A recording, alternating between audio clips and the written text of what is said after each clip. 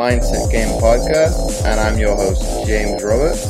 I'm a two-time Paralympian, online training and nutrition coach, and owner of James Robert Fitness. You can find more of my content by going to my website, fitamputee.co.uk. But before we get started with today's show, first off, let me take this opportunity to welcome back the regular listeners.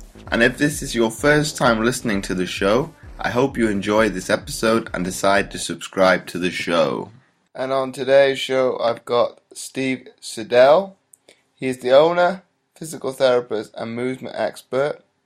He's been a CrossFit competitor since 2012, and he specializes in working with high-intensity athletes on their mobility, prehab, and post-injury physical therapy.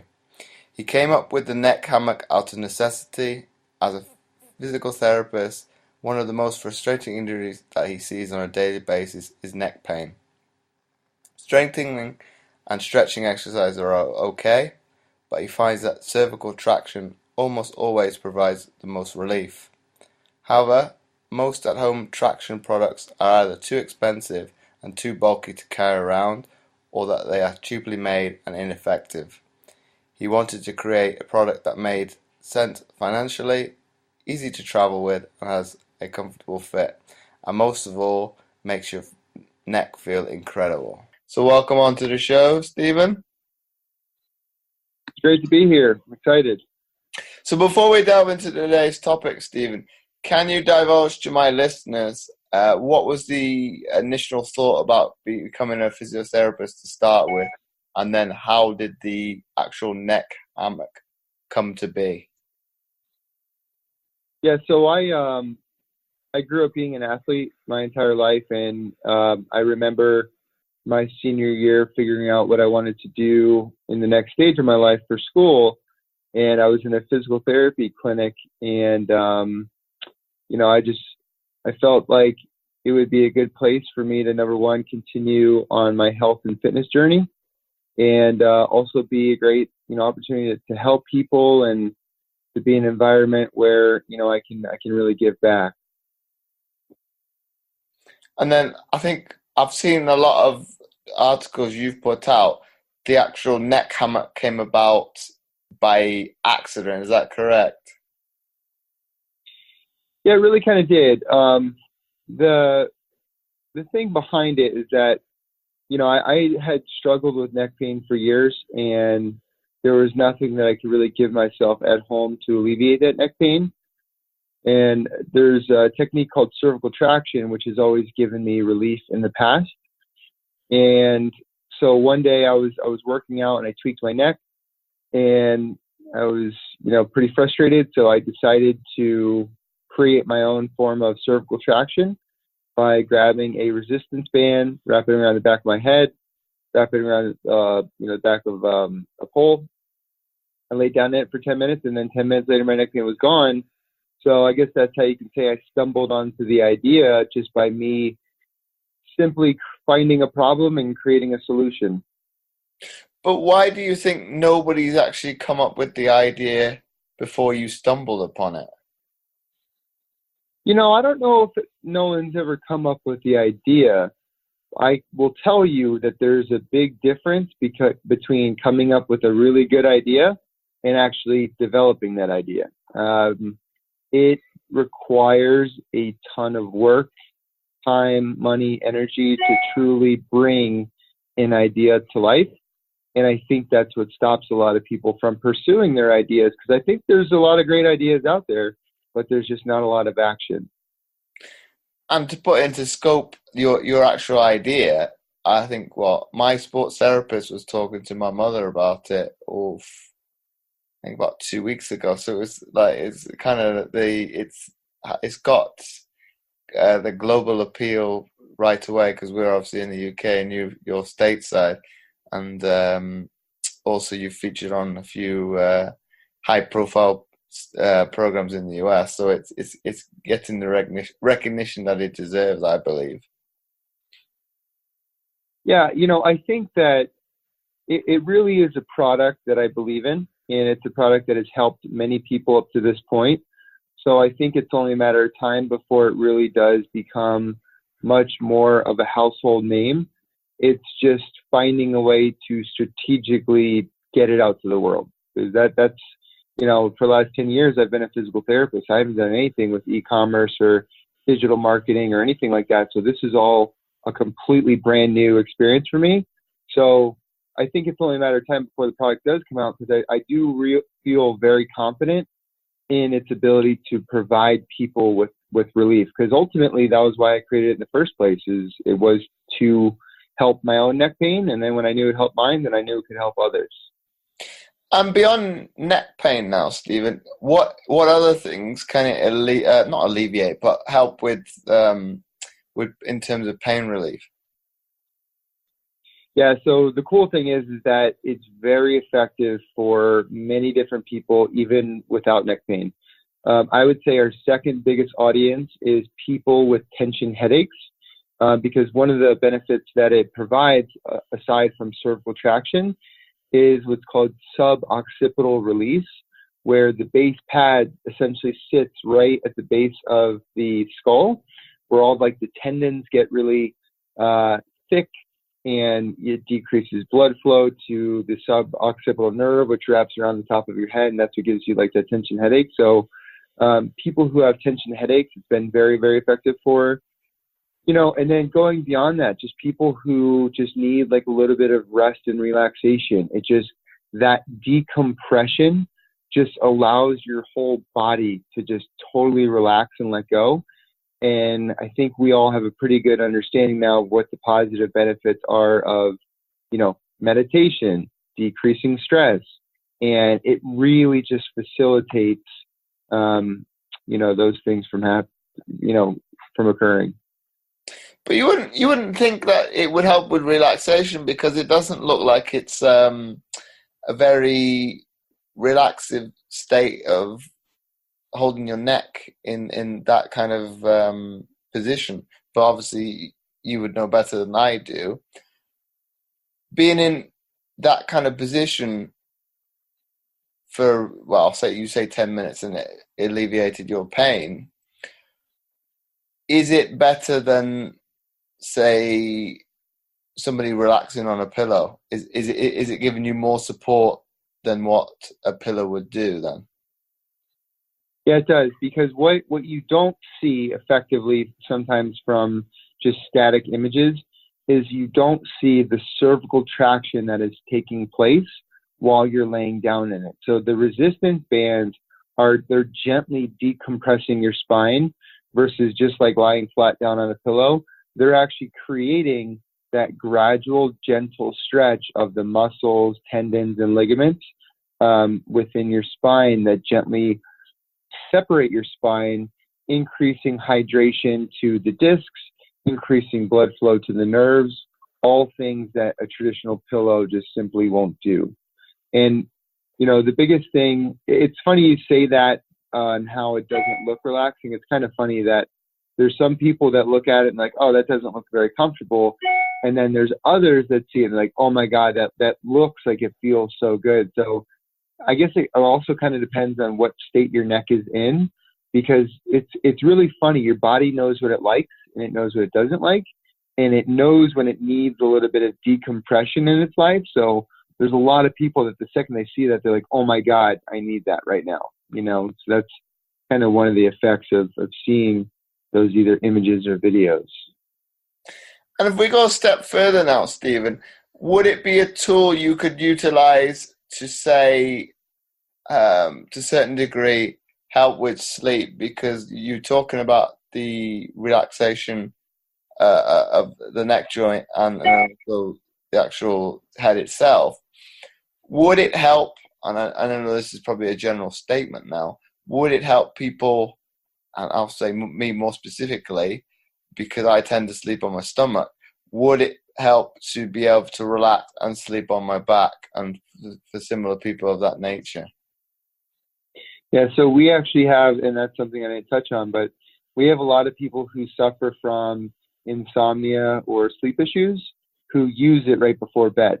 Now, obviously, insomnia, can be a result of a slew of things, whether it's like your mind wandering right before bed, or You could have some sort of discomfort, but there's a lot of people that use it right before bed. And we're actually in the process of developing something so that you can use it in your bed as well. With that being said, I don't recommend people sleep in it for more than 15, 20 minutes, because there is the possibility that you can overstretch.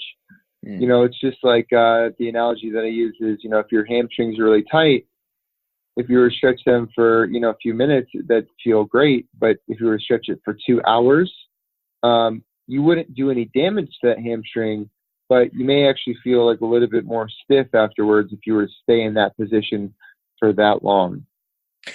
Would it be a case of, if we kind of go a step further then, of doing, obviously you talk about the hamstring now, would it be something similar of doing PNF stretch, which you would do with a hamstring if it was tight? Would you do that with your neck in that sense? Absolutely. So you're getting into a lot of the higher level questions that I get excited about that I don't really have the time to teach the general population when they first get it. But one of my favorite things to do when I use the neck hammock is I do PNF stretching to my neck before I use it. So for your listeners who don't really understand what that is, PNF stretching basically allows the muscles to relax much faster doing a stretch by turning the muscle on and off. And so one of the things that I'll recommend people do is, while they're in it, they can do some side bending exercises to just get the muscles to just become very comfortable with the device. And then even some chin tuck exercises. And what's great about the chin tuck is for a lot of people who sit like behind a desk like this all day long and they get very tight in the back of their neck, the chin tuck is very effective in turning on the deep neck flexors, which then turns off the extensors. So it allows those muscles to really open up and relax. That wouldn't be quite as effective, or it wouldn't be quite as immediate if you were to just jump in the neck hammock and just lie in it. Eventually, 3 to 5 minutes into it, you'll get that. But doing some PNF exercises like that before you use it will just allow your muscles to relax that much faster. That's quite interesting that you say that. But in terms of, this is probably a difficult question now. Is it going to help alleviate, say, tension in your upper shoulders as well? So it's also a great question. So we get people who say that not only does it help with their upper shoulders, because a lot of the tightness in your upper traps and whatnot it stems from the neck. You get compression in the nerves in your neck that run into your shoulders. So when you're able to kind of free up, the foramen where the nerves run through, when you're able to open that up, increase blood flow to the nerves, then that actually can decrease the tension in your shoulders and upper back. But we also get a lot of people, my mom in particular was the first that brought this to my attention, was that she actually feels most of the stretch in her low back.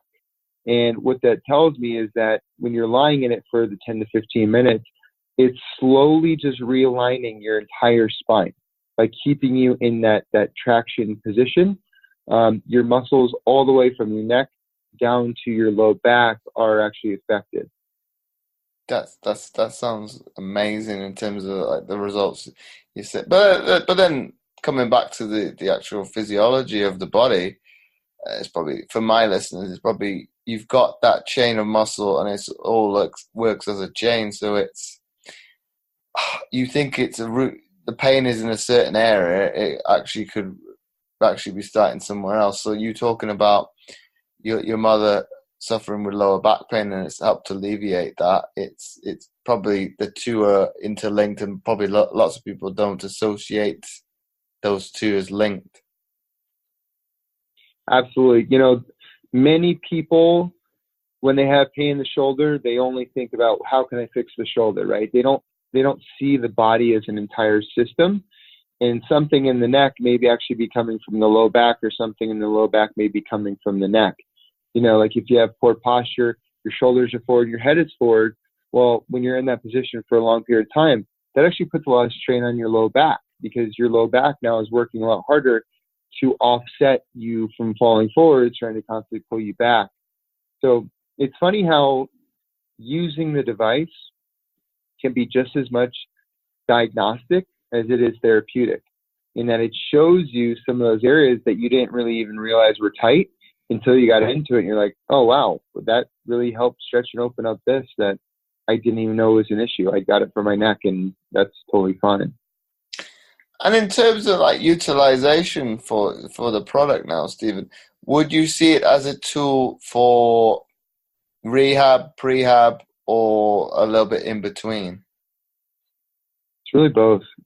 We have people who I like to use it from a prehab perspective. I call it spinal hygiene. So keeping the joints in your neck nice and lubricated and mobile, and also doing some like the PNF exercise that we discussed, teaching your muscles in your neck how to actually turn on appropriately. Because many times people like to use like the big superficial muscles, and that leads to a lot of the issues, the tension, headaches, and other things like that. So from a preventative standpoint, it's great there.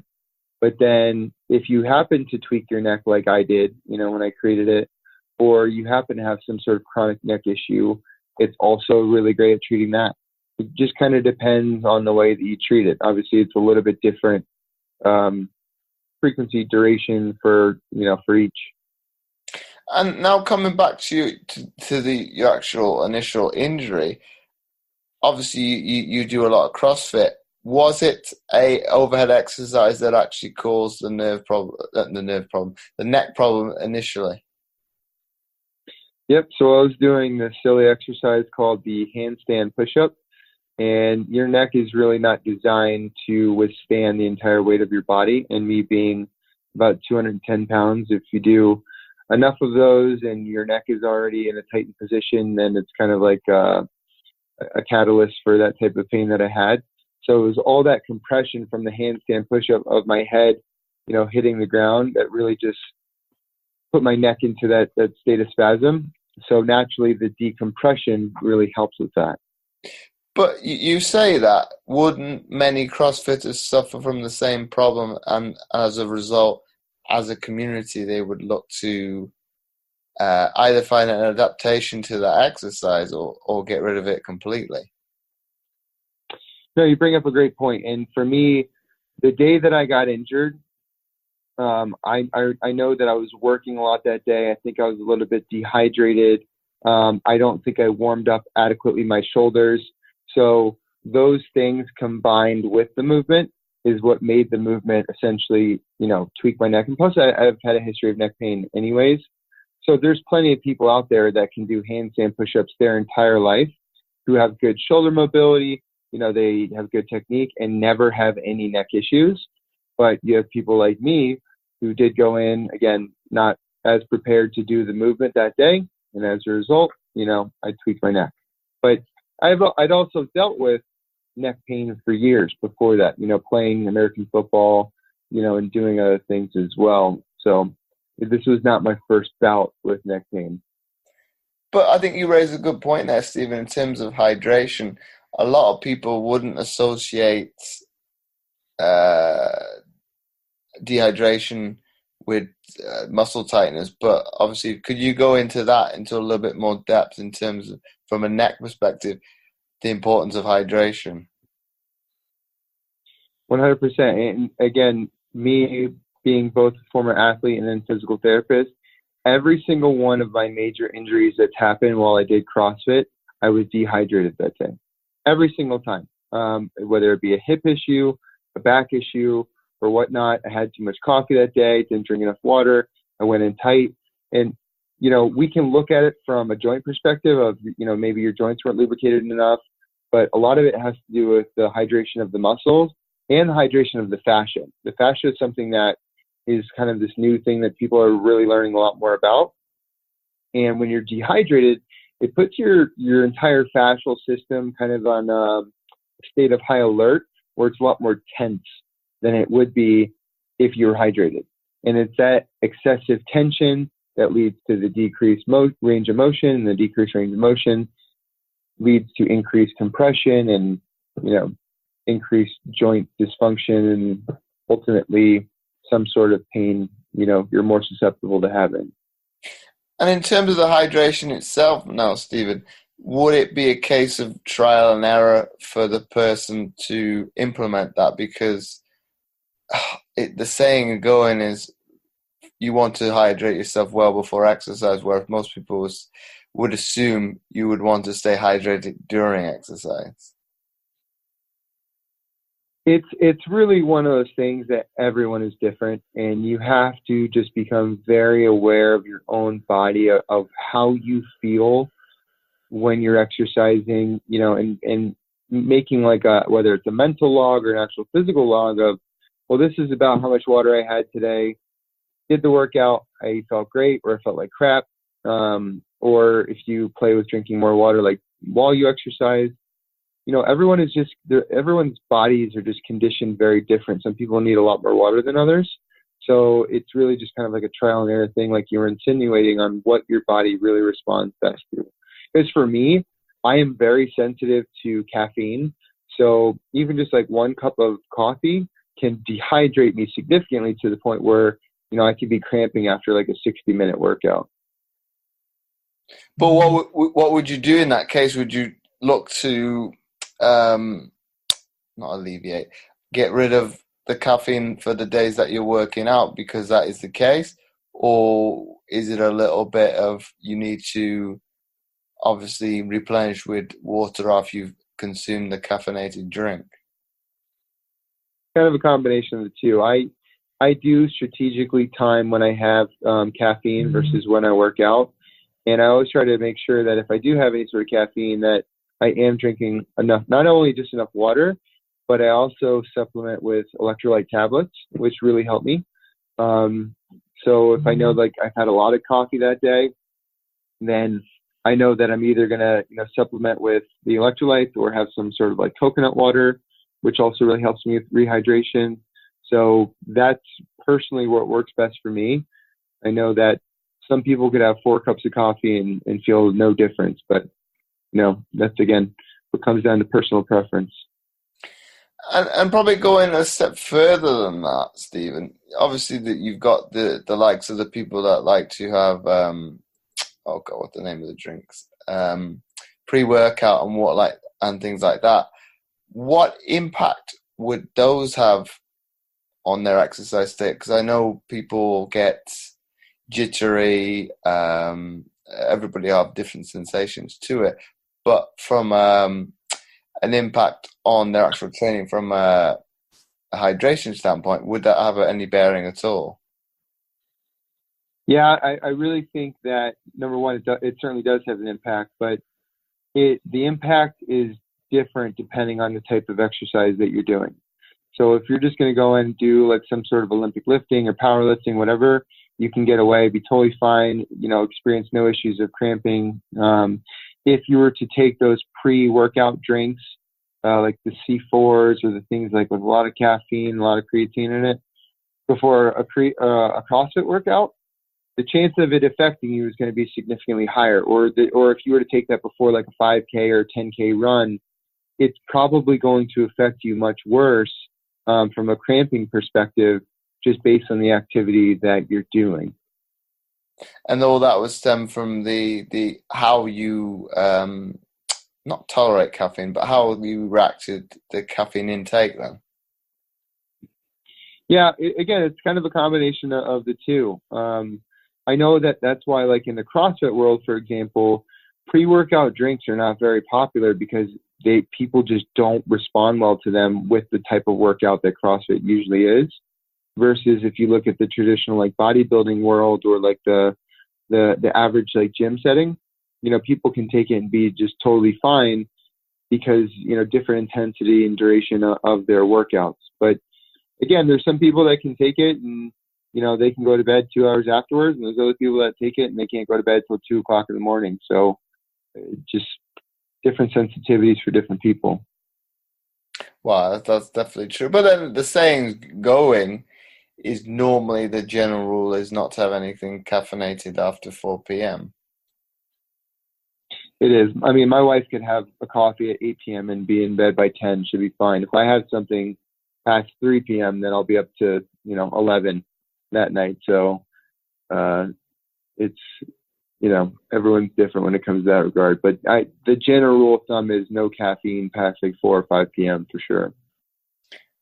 And now, Stephen, coming back to your initial point with you doing American football, do you think that playing that kind of, oh gosh, how would I word this now? Kind of, not combat sport, but collision sport will have a greater risk on your overall neck health? Absolutely. 100%. I mean, whenever you're talking about, especially nowadays, how guys are getting bigger, faster, and stronger, I don't care, how much safer they make the helmets, which they have come a long way. They've made them a lot lighter, which makes it safer. But it no doubt affects the neck. I mean, when I was playing, my neck, I was like a size 18 and a half. And that was purely just a direct response to the impact that I was constantly putting on it. And as a result, I know that my vertebrae also grew, and therefore my neck range of motion decreased. So, it's just the demands that you place upon your body responds in that way. And for people that do play it or are looking to play it in the future, would you say they need to look at obviously doing a lot of the exercises we were talking about in terms of PNF stretching for the neck to safeguard, obviously, those discs in the cervical chain of the spine, more so for their overall well-being? I mean, if you're with the amount of contact that there is with American football, you should be addressing your neck just like you address your squats or your deadlifts or your cleans, all those major muscle movers. Because if you break your neck or if you injure your neck, you can't do anything. You're, depending on severity, your career could be over depending on how bad you injure your neck. So keeping that healthy, strong, and mobile is super important for the longevity of the career, however long you want to play.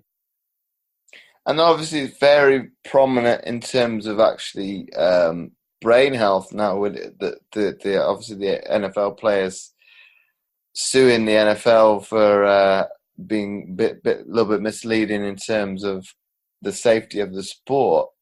But is that coming back to the root cause of they're not putting the importance on their overall neck health? And obviously it was a little bit more violent.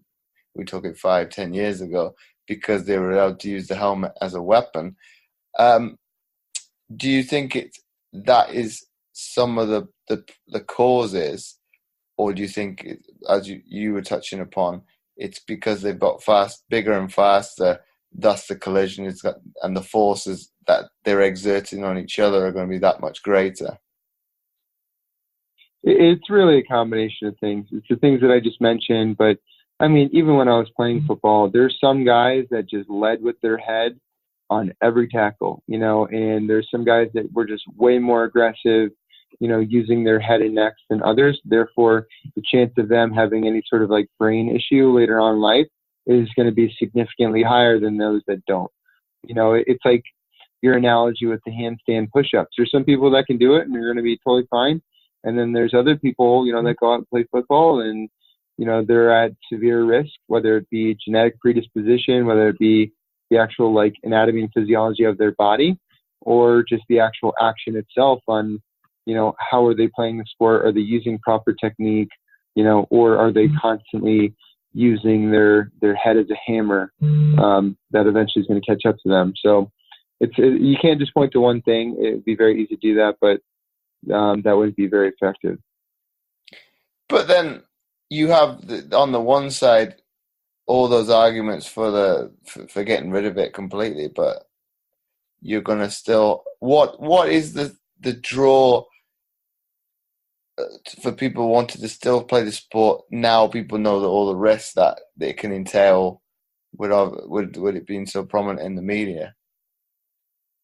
I mean, why do people go skydiving? Why do people jump off of cliffs? Why do people surf 50-foot waves?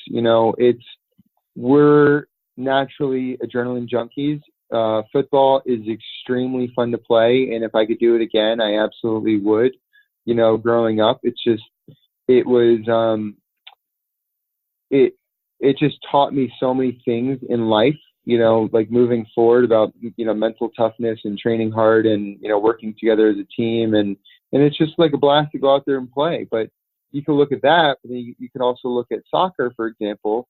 And now there's a lot of evidence that shows that soccer players have a ton of brain damage as well, too, from constantly hitting the ball. Or you have boxing. There's just, anything with high reward comes with high risk, And so I don't think that football is going away anytime soon. They're going to try to add as many rules to make it as safe as possible. But, with as big as these guys are getting, as fast and as strong as they're getting, it's going to be an issue that's not going away anytime soon. And, even look at back in the day of the gladiators. We've always had this appeal to, really bad things for us because we enjoy doing it. Well, I definitely agree with that compelling argument you raise there. It's. I think people like the actual the conflict and the carnage that it ensues, because it's enthralling to watch. You get a kick out of the action that's around you and all that. But I don't know. It's like you say. It's you're in it for a big reward with sports like you mentioned. But it's difficult for being on the outside. But you can have head collisions in any sport at times, and more. Well, they're probably accidental, but you're going to have a force, so it's going to have some impact on your overall brain health. And, and the thing is too, is like where I grew up around like a lot of like, kids who didn't have the greatest upbringing, didn't live in the best neighborhoods.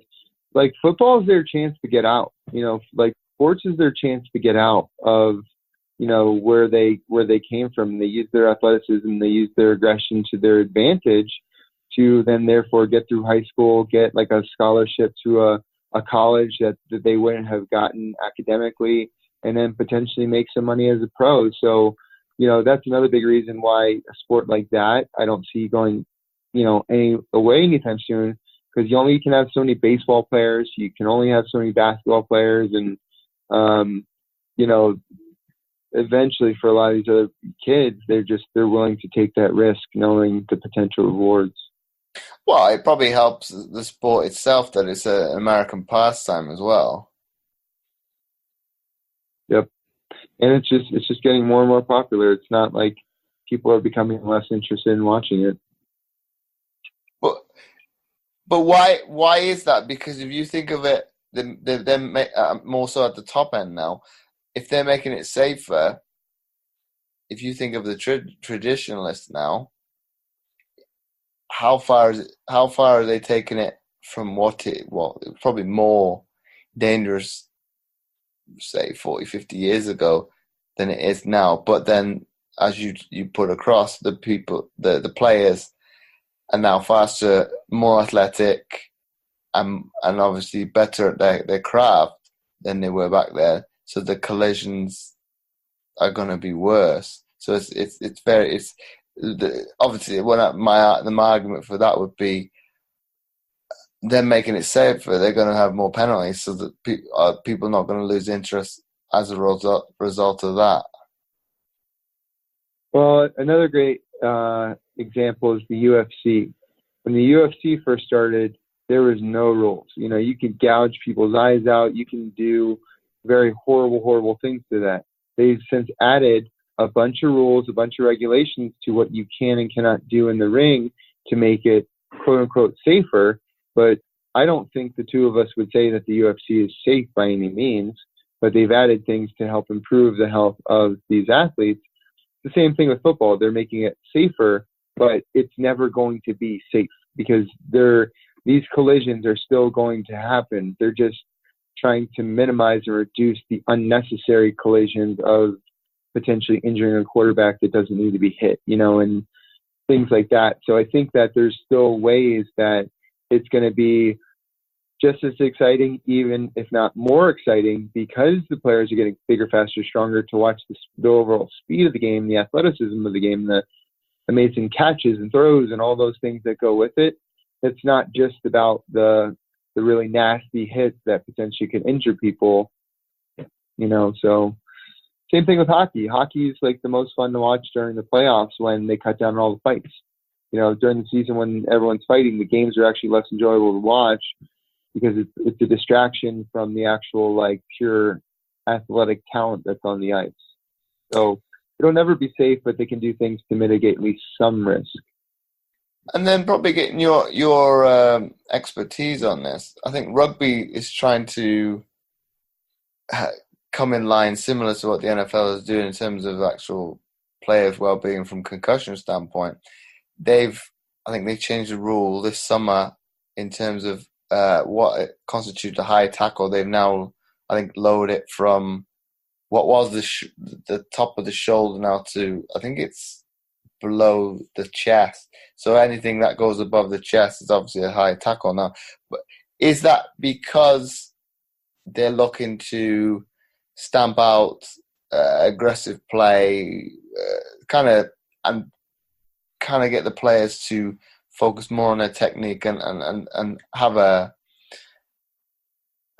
little bit of empathy towards their other player, which is kind of, from both of us being athletes, is very difficult to do in a team environment. You don't really have any empathy towards that person's safety because you're my opposition. Why would I have your well-being in mind?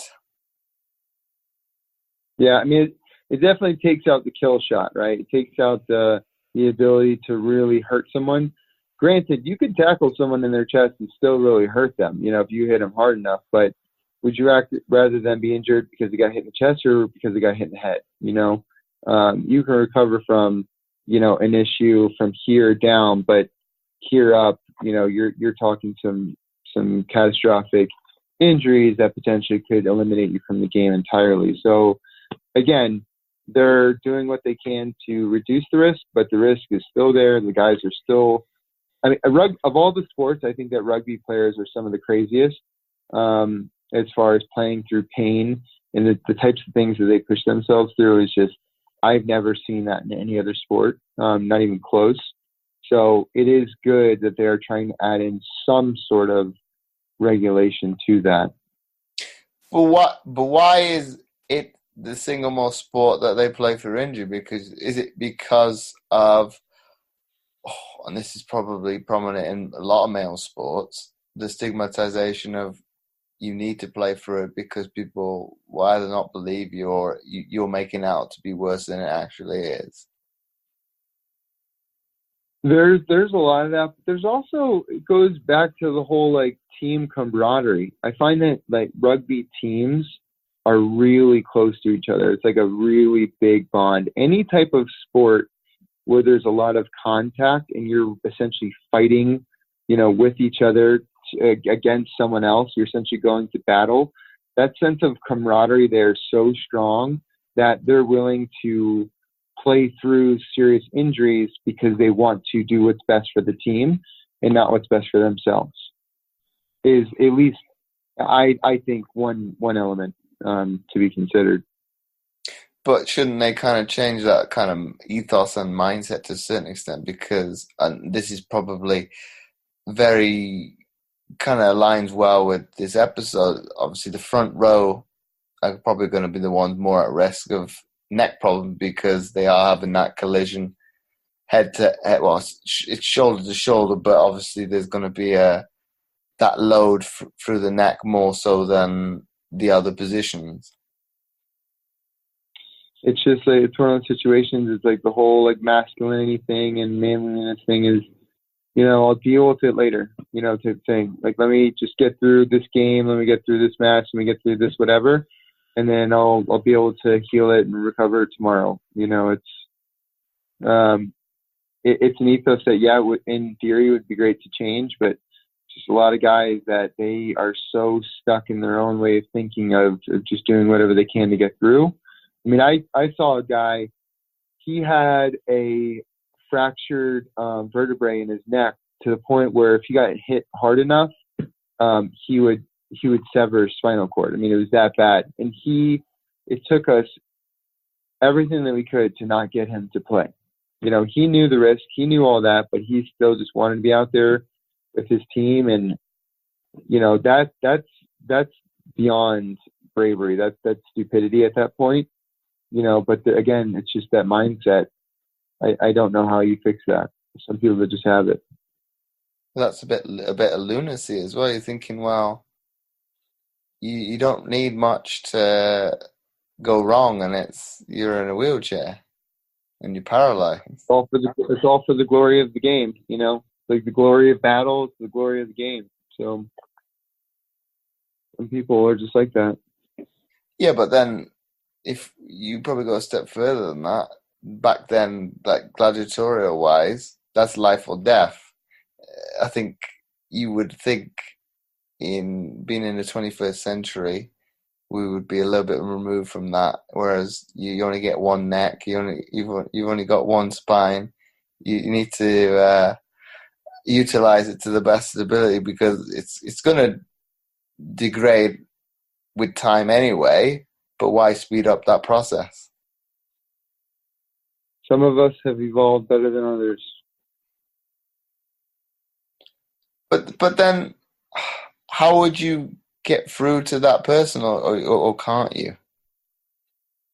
Well, you can bring up family members. Like if you were to injure yourself like this, don't just think about yourself. Think about your daughter, your wife, or whatever.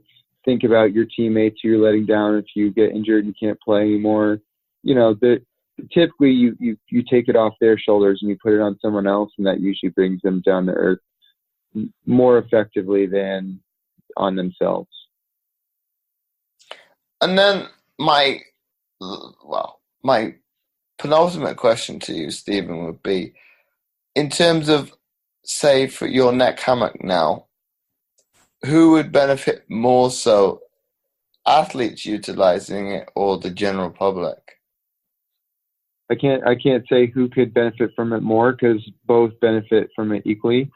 We have a ton of people who, you know, like I see like a lot of WWE wrestlers, and with all of the pounding that they get on their necks, like they all gravitate to it. I mean, there's probably 30 wrestlers out there who all own neck hammocks, but you have on the opposite side, the very sedentary desk jockey who, you know, just needs that decompression because they're just always just stuck in this really bad position all day. So there's such like a wide array of people that can benefit from it for very different reasons. And my final question for you before we wrap up the episode, if you had to summarize what we've been speaking about today into one sentence for people to take away, what would that be?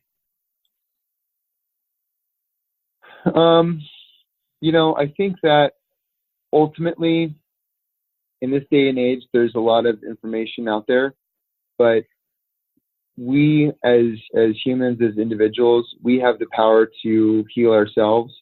I believe that the human body is the most amazing machine ever created, and it can heal so many things that we don't think that it can, as long as we provide it with the tools necessary to heal and to succeed. And the neck hammock is just one of those tools that can help facilitate healing of the spine, of the neck, you know, and stress reduction. So that's, I guess, my best synopsis of our conversation. So once again, Stephen, thanks again for coming on the Mindset Game podcast. Thanks a lot, James. And before I forget, I would really appreciate it if you would be so kind as to leave a short written review, as it helps to get the podcast more notoriety, and it would be more visible in future to others, and thus helping more people, which my guests and I are all about. Once again, thanks for listening, and I'll catch you next time for another episode of the Mindset Game podcast.